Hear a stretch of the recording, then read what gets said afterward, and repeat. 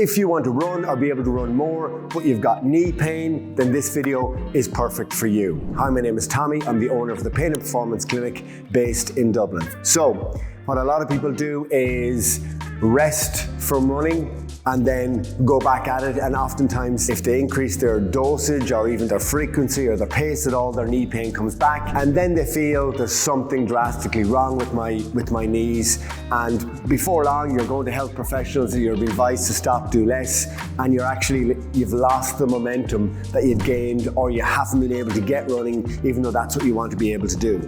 So 95% of this is load management.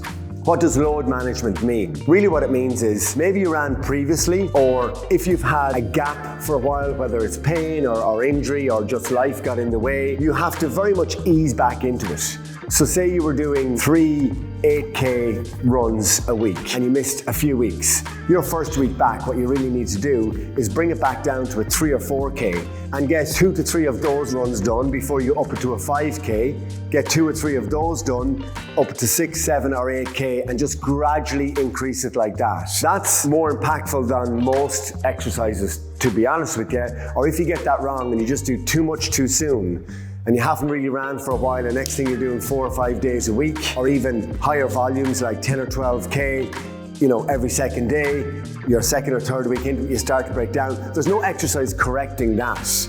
You do have to get the intensity right, and that's individual. The challenge can be for some people is they used to be able to do quite a bit, and when they get back into it, that's where they start from. Well, I used to be able to run, 40K a week. I used to go 4 times 4 10Ks. That might not be where you are. So starting off at the right amount and just managing your load in the first few weeks. And that also comes into effect if you've actually missed a little bit of time. Getting that right is individual. If you have any questions on any of that, feel free to comment below and we'll get back to you. But no exercise is going to overcome incorrect load management strategies. Let's go into some exercises that are going to help. If you want to prevent knee pain, working your muscles up around the hip and glute can impact that pain for a number of different reasons. So I'm going to go through a few quick options. Here's one. If you, for example, have a band at home, let's try this exercise here, which is quite effective, puts more weight on one leg. So squat down, shift across to one side where your hip, knee, ankle and shoulder are all in one line,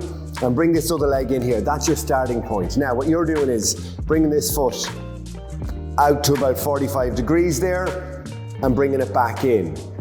An important thing to remember is here you're applying a little bit of outward pressure, just a little bit of outward intent with your knee into that band, and if you do that, what it means is you're going to feel the muscles work here a little bit. So in this exercise you should be feeling some work here and here.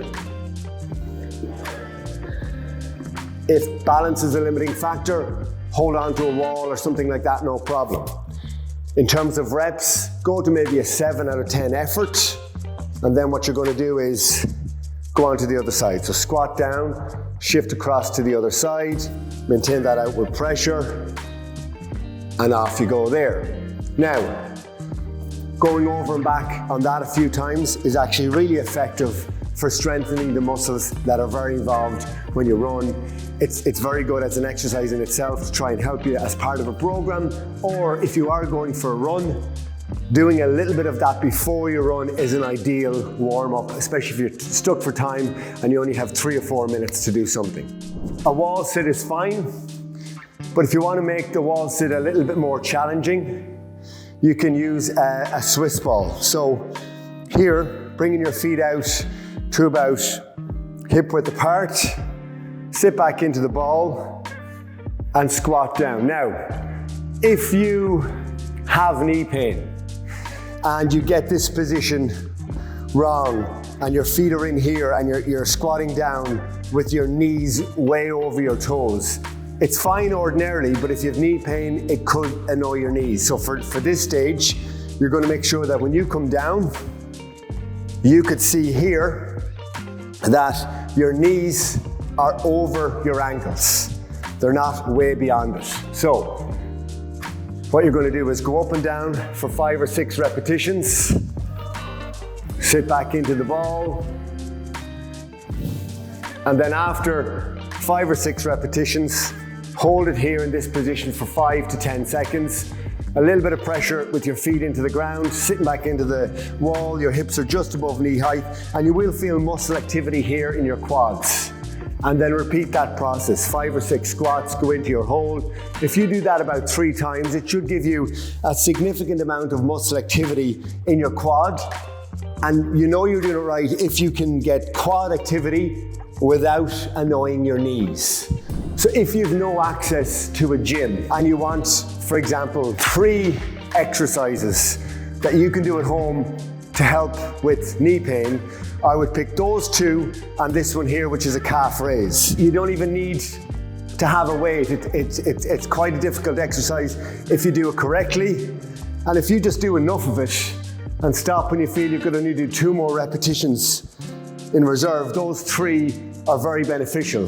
When you run, your calf and Achilles takes about 7 or 8 times the load of your body weight. So having strong calves is vitally important if you want to be able to run consistently, run well, and also not have pain in your joints. So obviously you have to have access to a gym or have this equipment at home, but one of the mistakes runners make is that they do very, very low level, low impact exercises at high repetitions, like 12 to 20 repetitions, because they feel, oh, it's endurance I need, when actually what you need is to build some strength. So if you have access to it, moving on to lifting things very heavy at the right dosage is going to be really beneficial for your running, both performance and injury prevention. For example, it might just take 30 minutes twice a week.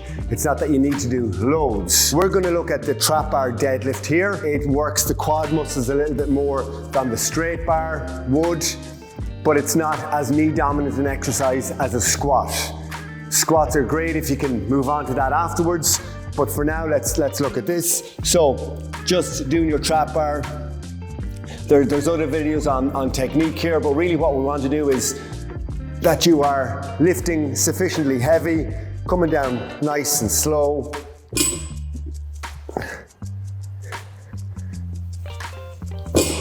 If you can get to a weight that you can lift, for example, 4 times. So say you could lift it 6 times, but you choose 4 times. And you do 3 to 4 sets of that. It's effortful enough to do it. That is very beneficial for runners. So it can't all be like 15 step-ups and light weights, like I've said. To summarize, if you want to improve this, the most important factor is load management. Some strengthening exercises can help, home exercises are effective, but if you can get to a gym and do some heavy strengthening exercises in conjunction with load management, that's perfect.